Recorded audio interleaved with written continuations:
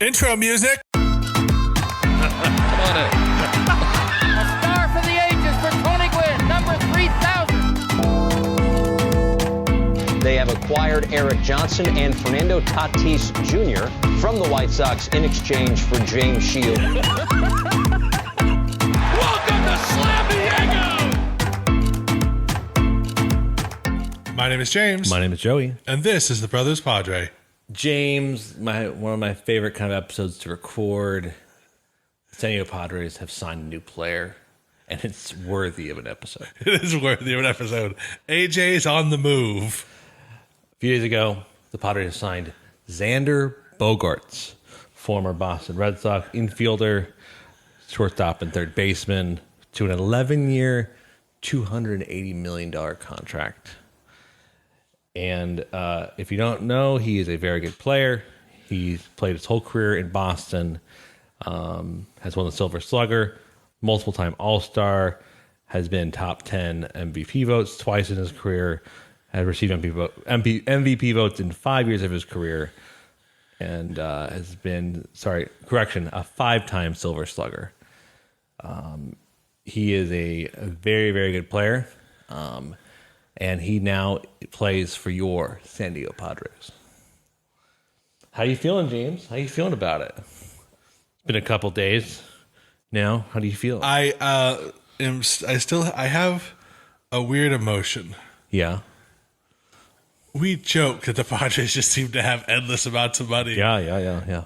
And every time, like, I was prepared for us to sign people. It's just so weird when you go out and sign an all-star superstar. Yeah. Like, the guy has the best stats of any shortstop in the league for the last 5 years. Yeah.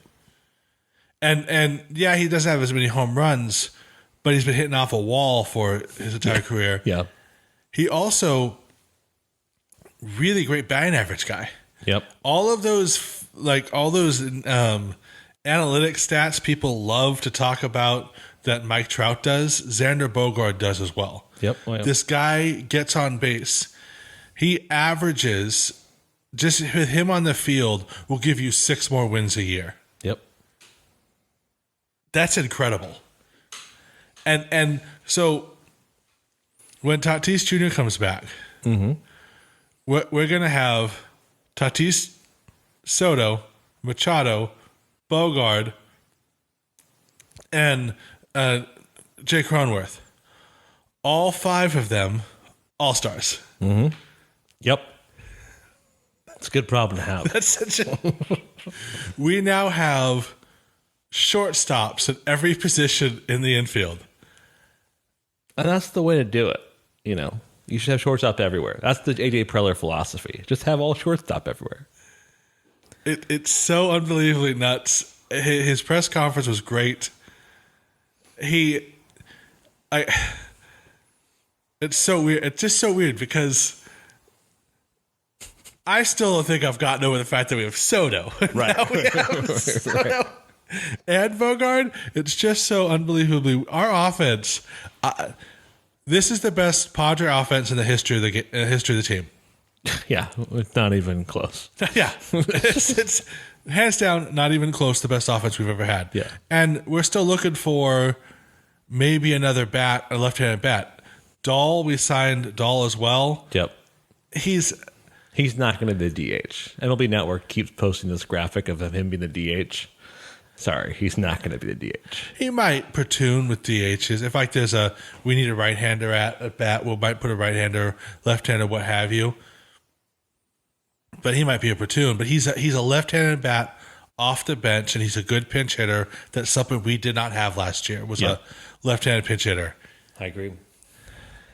It's wild because I mean, I like everyone else was like, we don't need another shortstop, right? And I think this class of free agents, the best hitters, apart from Aaron Judge, were all shortstops. And they're not really, that's going to be the case the next 2 free agent classes, unless we see some breakouts from other people. Yeah. So it really was like, AJ Preller was like, "Oh, I just need the most athletic people who have championship pedigree that can hit." That was the that was his search. I mean, that's why he went after. That's why he gave it off for Trey Turner. That's why they thought about going after Aaron Judge, and that's why they went after Xander Bogaerts. And it's one Scott Boras said in the press conference with Xander Bogaerts with the announcement press conference. He's like, they usually have a pretty good idea of like what every GM wants, and he said basically they have to remodel what they expect from AJ Preller because it's just like, oh yeah, like they see him as a leader, Xander Bogaerts, as a super high work ethic guy, 2 World Series rings. It's incredible. I mean, it really is. Like, who else? There probably are. There are a lot of good free agents that got World Series rings across 2 teams, right? But to be a leader in a clubhouse, one clubhouse, and get 2, it does speak to like how good of a player he is. And it's just we have a logjam, but we also do not have a logjam. Every single one of our good players can play every game. Yes. Does it mean they're on the field? Sure, they can be a DH. They can be outfield. Like, this is not a huge problem. But it's really, really exciting. Xander Bogaerts, he's a super charming guy, way big, all good baseball players are big. I just always like, wow, you're really big, When you look like you're standing next to Bob Melvin, he's like, oh, you're both tall people. You're like, Yeah. I don't know. It's pretty cool. It is cool. And the thing is, like, the Padres infield right now Yep. is probably the most athletic infield. Definitely the Padres have ever had. Most athletic I've ever seen. And with the banning of the shift, because Xander Bogaerts, when he first started out, wasn't really good defensively, but now he is. Now he's always in the top conversations for Gold Glove. And when you have players, Cronenworth can play first, second, short. Xander Bogaerts can play second, short, and third. Yep. Manny Machado can play short and third. And I've never seen Kim play first base, but he probably could because he does all the other positions. Yeah, as it stands today, like this is on opening day. Our infield is Cronenworth, Kim, Cronenworth at first, Kim on second, Bogaerts short, Manny Machado in third. That's pretty much sealed deal, right? Unless we get a DH deal or we trade one of our players, which we'll talk about a little bit afterwards. But that's an incredible infield. That's gonna do great things with the banning of the shift, and there is a real athleticism. It's going to be fun to watch, and eventually Bogaerts could be a second baseman, and Tatis could play short again. Like there's when Tatis comes back, but I don't know. I think that that's probably going to be our lineup infield the rest of the season because Tatis will play outfield. Like it just and the Padres aren't coming out and saying it, but all their actions is saying, listen, Tatis is going to play wherever we put him. Yeah. The year he put us through last year, Tatis, we love him. We got to win a lot of games with him, but he plays wherever we put him. Yeah. He does not have a choice now. Yeah. He used to. But he didn't have a choice now. If we want him in center, right, or left, that's where he's playing. Yeah. And he better be training with our coaches and staff how to play the outfield because that's where he's going. And honestly, he's a great athlete and he could cover a lot of ground. And that's another thing about banning the shift. Put him in right field with Grisham or whoever plays center field. It's going to be a great offense. It's going to, and again, Tatis, you go wherever we put you. Yep. He doesn't. And he has nobody to blame but himself for this. Yeah. And ultimately, that was one of the things that the rumor was the reason why Trey Turner didn't want to come to San Diego is because we said we might want to move you around the infield a little bit, and he just wants to play shortstop, even though he's not a good defensive shortstop. That's why he's going to be a great fit for Philly. They can't. I mean, why do they even have gloves in Philadelphia? Seriously. Yeah.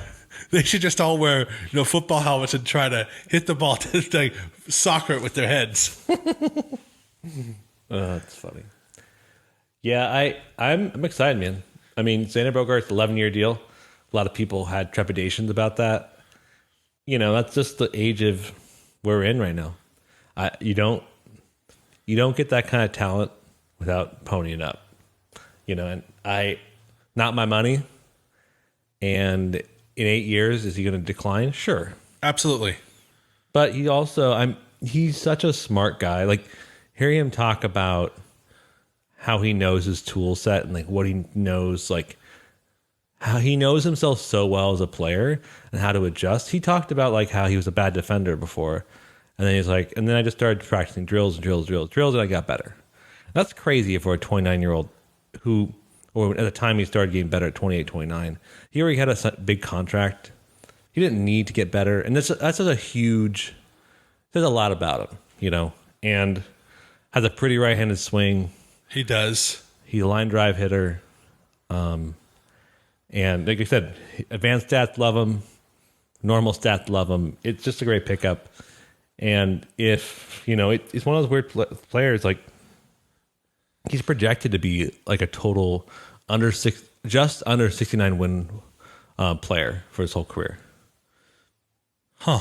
Which is like 69 win is like, yeah. If you get that, you're most likely a Hall of Fame player. Yeah, exactly. And that to me is like, oh, there's still, this is a really good player that I think a lot of people on the West Coast don't really know about him because he's played in Boston so much. And Boston's a weird team. And we're not a Boston podcast, but I feel very bad for Boston teams. The brothers Red Sox are going through it. Okay, I mean, don't get me wrong. We love you guys. We love when you send us the chowder, and we send you the fish tacos. We have a relationship with them, but they're going through it. Yeah, because this should never have happened because their ownership should have just paid them years ago, but didn't. Regardless, the Boston Red Sox are quickly becoming like, that whole saying history repeats itself? Yeah. This feels like a decision the Boston Red Sox did when they gave away Babe Ruth. Yeah. Like this, like, why? What are you doing, Boston? You won a ton of World Series in the early 1900s. You're the best team in the league, and then you gave away Babe Ruth. You didn't win for 100 years. And now all of a sudden you won 4 World Series, more than anybody else has in the beginning of this century. And then you end up giving away Betts and Bogart and Rafael Devers next year. I don't see why he would want to stay. Yeah. It just like, holy cow. They're determined to give themselves another 100-year stint of suck. Yep. More power to you. I appreciate your commitment. I hope I'm going to be alive to see your next Ted Williams, but he'll never get a ring. It's so weird. Yeah, it's just, in the Boston teams, because they won 2013 and 2018 with Bogart, but then they're super bad in between it. Like it's super odd. But because of that, Bogart doesn't become, I don't think, in the West Coast as like the name that about East Coast good shortstops, right? But he's, I'm super stoked to have him. It's going to be fun to see, and just that lineup with Bogart and Tatis is just awesome. It's just, you can't help but be like, this is incredible. And the thing is, I'm conflicted because as a lifelong Padre fan, yeah, there's always been that feeling of, it's okay, next inning, Tony Gwynn's up. Yeah. That's okay. Tony Gwynn and Craig Vaughn is behind him. Okay, we have our 2 best hitters coming up. Now it's like every inning we're gonna have a star. Yeah. I don't know if I can process as a Padre fan we have the potential of scoring 5 runs every inning with our depth of our lineup. That's nuts. And I think they should put, if Grisham stays on our team, he should definitely be the number 9 hitter. And if they're going to be forced to pitch to him, he's going to hit a lot more home runs. Yep. Because if you're going to have to, we can try to strike him out with straight fastball, just like try to blow him away, because we don't want to face the gauntlet that is. Oh, yeah. Yeah. And so Grisham's going to hit a lot better.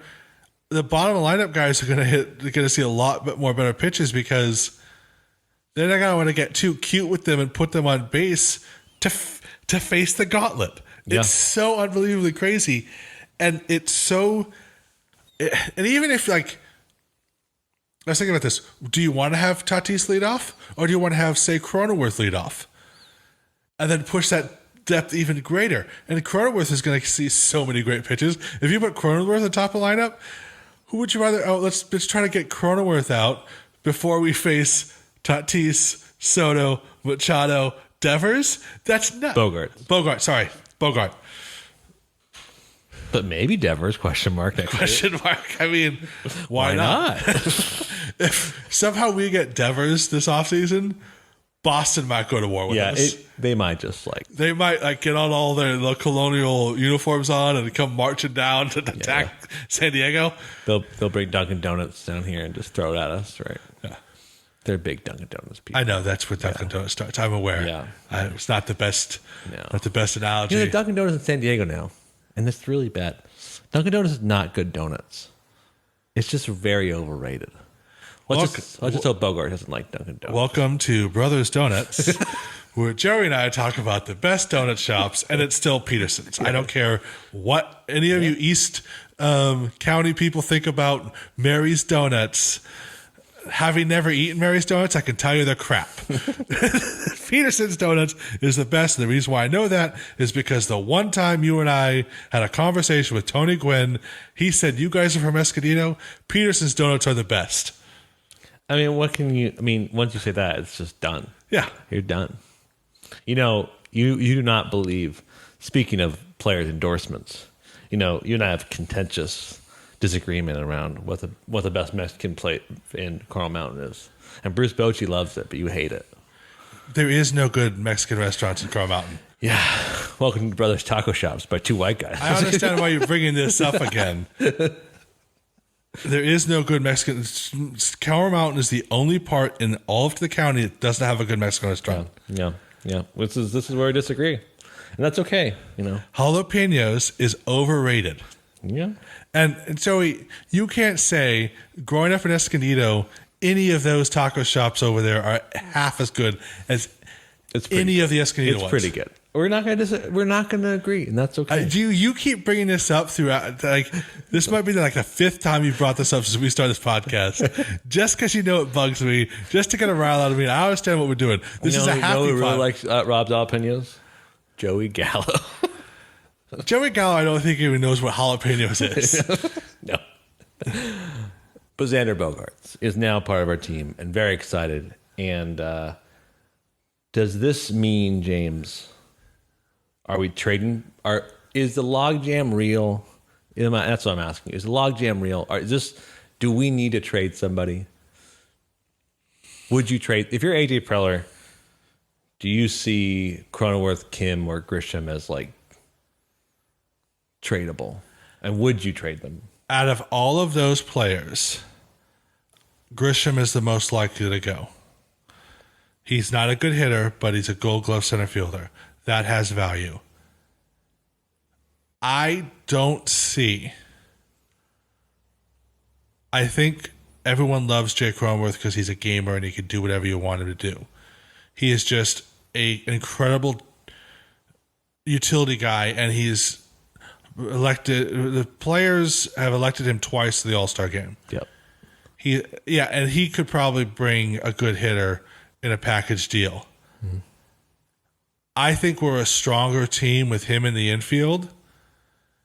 Unless we get a really great first baseman, I don't think we trade Cronenworth.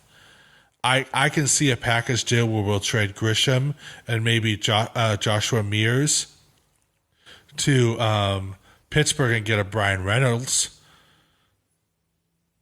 Yeah. I don't see I don't see where we will trade any of those guys. And there's all those. We should trade Tatis Jr.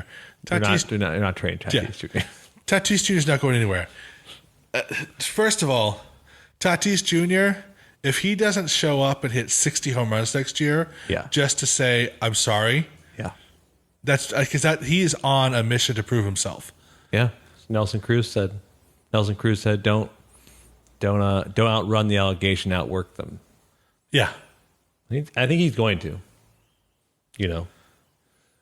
He's not leaving the team. No, he's not. People forget he was the best player in baseball in 2020 and 2021 by Fangraph wins above replacement. Like he's a very good baseball player. Yeah, we're not getting rid of Tatis Jr. There is no scenario where our team, with this lineup, we will probably win a lot of games. But with him, we'll win the National League West. Yeah. Right now, I know, the Dodgers. The Dodgers are old, and it's showing, and all of their, evil is catching up on them, and they're falling apart. Like, they don't have. I mean, they might give a huge contract to Dansby Swanson, but I hope they don't. I think Boston will probably sign him. I don't see. Right now, the Padres are poised to take the National League West, and the Giants sort of just talked a huge game and haven't done anything. Giants have to get Correa, right? Giants have to get Correa. They have to just give him all the money. You would think. Yeah. I'll say anyways, like I said, who do you think the Padres should trade? And who do you think the Padres could trade for? I think that this free agent class is nuts. Everyone's getting all the money. There's so much money being thrown around right now. It's like, whoa. Apparently, inflation's been hitting them. I was gonna say baseball hasn't heard about the recession. It's pretty wild. Like Judges was a lot. It was 10-year, 380. But you're like, I get it. He's the face of that franchise, and he played them to get that money. I mean, we're not a New York Yankees podcast, but like, you have to admire a guy who said no to $220 million and made 160 more. No, we're not a Yankees, brothers Yankees. That's because our parents were married. Oh, ouch. But I'll answer your question. I think the trade market might, because everything's so expensive, the teams that want to trade, who have sellable things, are going to demand a whole lot. Oh yeah. The Marlins said they're willing to deal one of their great young starting pitchers, but they're going to want a lot. And I don't know. I think we have to do a trade. I think whether it's a better catcher or a more controllable starter, I think it might happen. I will say one thing. Like, that's the only solution I see, because we still have holes in our lineup, in our 40-man roster, and specifically in our rotation. We do. We can make some starts with Reese Kinnear, Ryan Weathers, Morahone, and that's questionable amount of quality in all three of those, right? So I think the problem with all three of those, all three of them have the potential of being great starters. Right. Yeah. So I think I'm willing to trade if it gets a starter, a controllable starter, not just like a year's worth of starter. Yeah. And because because it's not worth it to me to trade just to get a first baseman or an outfielder, unless someone great. I mean, getting someone like Luis Urias would be super fun, but I don't know. I think that we need another starter, and if controllable, I would do that. I would do a Grisham. I'd probably do Grisham over all three. I think you're right. Like, Kim is too valuable as a super utility person, and Cronenworth, I think, is super athletic at first, and just that's going to be valuable. Imagine having first baseman playing pretty far back. That's super valuable. Yeah. Yep. And I think we need a couple bench pieces. That's why I think they're probably going to offer Will Myers a decent, not a huge contract, but like a $6 million contract to stick as a bench player. That would be great. And he could play the outfield and infield. But as far as the catchers go, because we lost Alfaro, Yeah. I really think this is Luis Campusano's year. And Nola, not the best catcher, but he can call a good game. Yep. I think this is Campusano's show me year. And if we have this stacked of an offense so we can put one player in there that's an okay hitter, a Nola or a Campusano to prove themselves, I think this is their year. Yeah. We got rid of Francisco Cervelli, our catching coach. I like Francisco Cervelli, but you can kind of see why we got rid of him. I'm not saying it's super fun to watch Austin Nola routinely not throw anyone out, but he did throw out Mookie Betts in the playoffs. Though, He did indeed. That was his moment. Oh, you know what line I absolutely loved during the press conference? What? Which was like, oh, I want to. That's why he's a Padre forever. When Xander Bogaerts was like, it was so awesome watching the playoffs when you guys beat the Dodgers. Yeah.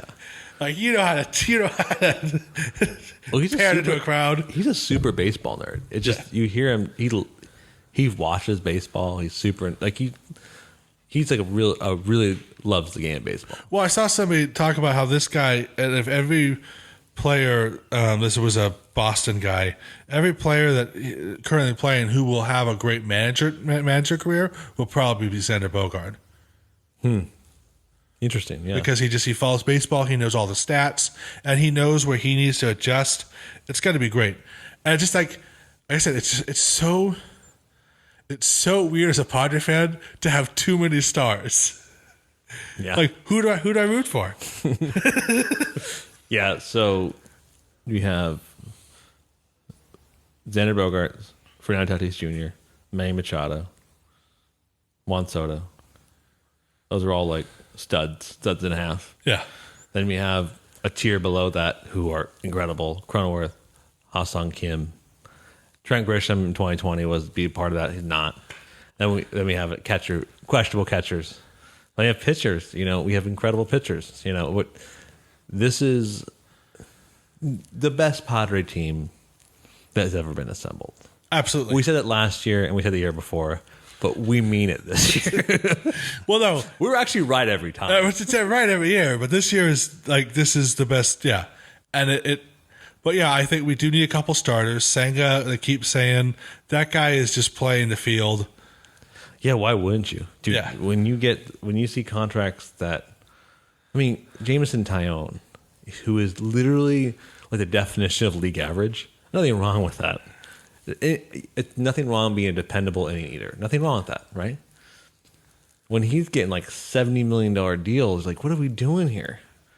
And you just see these deals like and you're like, yeah, Senga might get us, $120 million Yeah. contract. because people are, need another starter that does not going to screw over their drafts, right? I could see us doing a Seth Lugo. Yeah, but this offense may just not give a crap. The Phillies didn't have. Let's not forget. The Phillies didn't have a good fifth starter, and they just. Our rotation does have 3 aces in it, Yeah. so that's nothing to sneeze at. Yeah. If we get a couple more 4 or 5 starters, it's all we need. We don't need. If we got a Rodon or a Senga, that would be a cherry on top of an already fantastic Sunday. And don't get me wrong, I think AJ Preller wants that, and I think AJ Preller might make a move or two. I honestly thought when Brian Reynolds came out and said he wants to be traded from the Pirates, I thought for sure, he's going to be a Padre for sure. Yeah, the Pirates aren't going to trade him. Yeah. They're not going to trade him till later. The other player that is quietly no one's talking about is Brandon Drury. How come no one's offered him a huge contract yet? I mean, as of right now, it doesn't make any sense for the Padres to sign him. We literally have no place for him to play, and he's too good of a hitter to be a bench player or a part-time DH. Right. And he knows that the year he had this year, he deserves a big contract.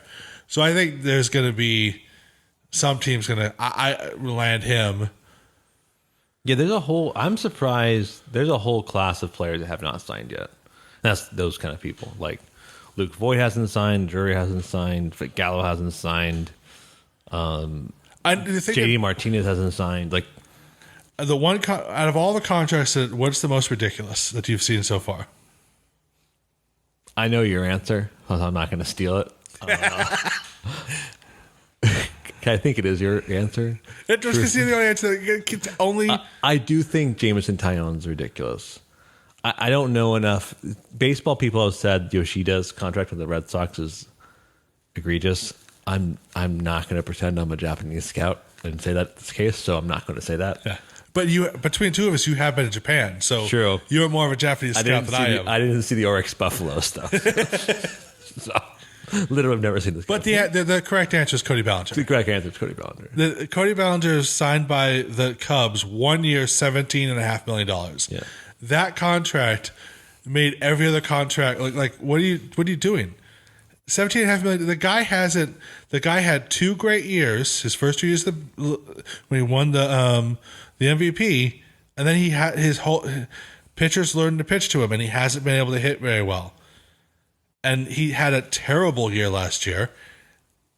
I don't understand it. I don't. And that high of a price for that low caliber of a player is so unbelievable. At most, he should have gotten $10 million. Yeah. And that was on the high end if someone's feeling generous. That's the most ridiculous contract. And it's only a 1 year contract. And yeah, it's not just because I hate the Dodgers and all that stuff, but he legitimately sucks now. It's so ridiculous. That's just how crazy the market is. Yeah. And I saw $17.5 million. Like, Brandon Drury has to be signed for at least $20 million a year, right? Someone has to give him a 3 year, $60 million contract. This is what I think is going to happen. I think the market, all the GMs are in collude and be like, hey, let's just chill for a little bit. let's have every agent sweat a little bit. Like, let's have every player sweat until the second week of January and then go on another spree. That's what I think is going to happen, because you're right. Like, this is a crazy market. And, people like Drury are super valuable. Can play all over the place. Had a breakout year. And, but maybe it's just these players, everyone's just seeing what the big guys go for. Like Swanson, Correa, who else is a big name? Rodon, Senga, who else is out there? Those are the 4 bigger names. Yeah. Yeah. Maybe everyone's just waiting for them to be signed. And Carlos Correa is the most interesting one. Yeah. Because he's the youngest of all the shortstops. Yeah. He technically should be what everyone should be after, but he's such a polarizing figure. Yeah. It's like, oh, he comes with all of that baggage? Yeah. Yep. All of it? How every other player in the league hates him, and most fan bases hate him? Like, he has to go to an already terrible place to, like, New York might sign him for a huge contract. San Francisco might sign him because they missed out on Judge. I mean, it would be funny if the Dodgers sign him to a huge contract and then he just, like, breaks his femur and has to retire. That would be great. They're not going to sign him. There's no, they could never. The amount of animosity. I mean, I say that, but they've signed literal scumbags before, so I don't know. But yeah, what was it, a Puig? Like, let's hire somebody with a rap sheet. Yeah, they have the Giants have to get Correa. They have to do something, right? They can't. They've talked for years that they have this war chest. Yeah, and they've done nothing with it. Maybe it's just like you go to San Francisco and you're like, There's like no one else here. It's me and Jock Peterson in Atlanta. They have been talking a huge game for many years about just how much money they're going to be spending soon. They haven't done anything. They flew Judge out. They wined and dined him. Not enough whining, not enough diving. Yeah, I mean, Yeah. Put a couple more zeros on there. Let's just keep talking, Yeah. But it's an interesting market, and right now, it's funny that because last year Correa did this whole thing, and it took until last minute till the Twins gave him a contract, and he opted out of it. So now all these teams are like, okay, we're going to sign this guy with all this baggage, and he's going to want an opt out. So what are we signing him for? For a 1 year deal? Is he's just going to be a hired gun, or does he want a 10-year contract to play until he's 40 somewhere? yeah.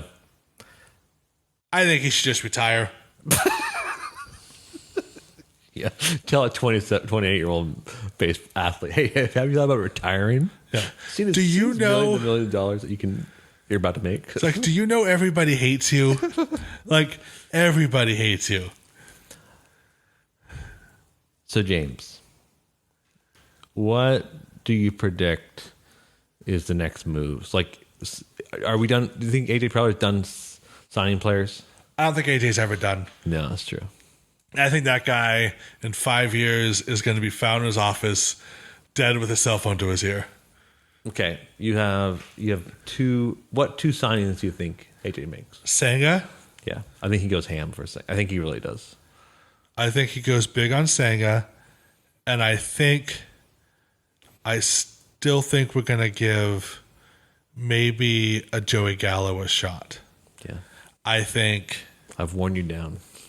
No, it's because he might. But then again, Bellinger went for so much money. Yeah. Gallo might not be cheap. He should be. But because he would be a good piece he'd be a good DH off the bench. I don't see it. I don't see how he can not be cheap. But Bellinger threw everything. All my predictions when they signed him for that huge amount of money for 1 year. Yep. It was ridiculous. That's not a show me contract. No. That's here, we're going to give you a ton of money for this one player in hopes we win this year. The Cubs aren't going to win this year. There's no way the Cubs are going to win this year. Why are they spending that much money? I think you underestimate Jameson Tyone. Give me a second to look him up. There's no way. And I think Senga, and I think maybe a bullpen or two piece. I as of right now, Senga and maybe a Bassett or a Iravaldi. Yeah. Maybe. Yeah. That's what I see. And I don't see us trading anybody right now. Until there's some market, right, for it. Yeah. Maybe now is the best time because no one knows high prices, right? Yeah. Maybe you set the tone. I think everyone's aware of the high price. Yeah, I think that's fair. I don't think anyone is unaware of the high price. Yeah. I think that I just thought I think we try out Manaea again. I'm okay with giving him. He was pretty good. I mean, again, the problem with Manaea was if all of his pitches aren't working, he's going to be terrible. But when all of his pitches do work, and it's true, he had more good games than he did bad games. Yeah. Towards the end of the year, it wasn't the case, but I think we'll try out Manaea too. I think we try out Manaea, and I think we potentially do like a Christian Vasquez catcher deal. Because I think, I don't know. I think this is Luis Campusano's year. We've been touting this kid forever. And you're probably right, with a new catching coach, it could totally would work. I just don't know. I think there's a reason why I don't understand because he never played, but he was on our playoff roster the entire time. I think Bob Melvin likes Campusano. Yeah. I think the team likes Campusano. I think this is his chance because he had a great spring training last year. Yep. And he only played a handful of games during the regular season, and he did all right. I think this is Campazano's year to prove himself. Yeah. And if he doesn't do well, I think we don't have to worry. The catcher situation is going to be, here are these two guys. You are the catchers. Prove yourself. Don't prove yourself. If you don't, just know you're traded at the trade deadline. That's what I think. I honestly think that because it's Campazano's time, and it really is. Yep. Exciting stuff, though. I think we're not done recording emergency podcast for signing. That much I'm certain. I think there's going to be more trades and more signings. I'm very excited. Yep. But James, until next time, go Padres. There it is! Oh, doctor! You can hang a star on that, baby!